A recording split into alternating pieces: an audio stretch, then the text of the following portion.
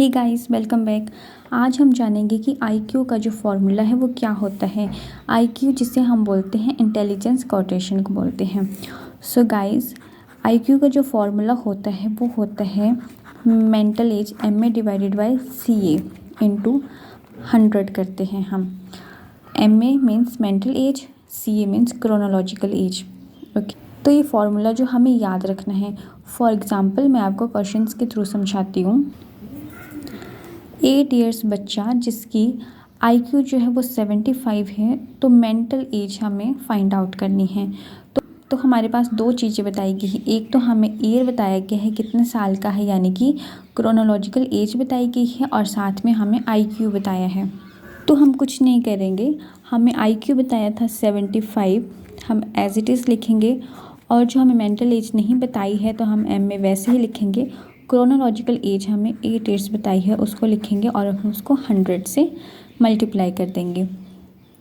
तो इसके बाद आप जानते हो कि कैसे होता है। MA यहाँ पर आ जाएगा और इसको 75 को हम जब 8 से मल्टीप्लाई करेंगे तो 600 आता है। उसके बाद हम देखेंगे कि 0 से 2 जीरो कट के हमारे पास बच गया 6 जो इसका आंसर आ गया। तो यानी कि इसकी जो बच्चे की जो मेंटल एज है वो है 6। इसे हम एक और एग्जांपल के थ्रू समझेंगे। अब देखिए, हमारे पास जो क्वेश्चन है वो है कि 5 साल का जो बच्चा है उसकी जो मानसिक आयु है, यानी कि जो हमें मेंटल एज बताई गई है वो बताई गई है 6 ईयर्स बताई गई है। तो हमें IQ फाइंड आउट करना है। तो हमें हमारा फॉर्मूला पता है, क्या है, IQ is equal to MA divided by CA into 100।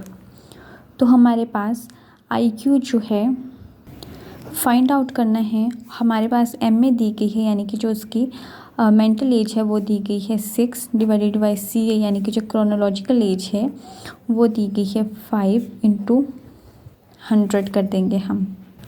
तो जब इसे हम कट करेंगे तो हमारे पास जो IQ आएगा वो आएगा 120।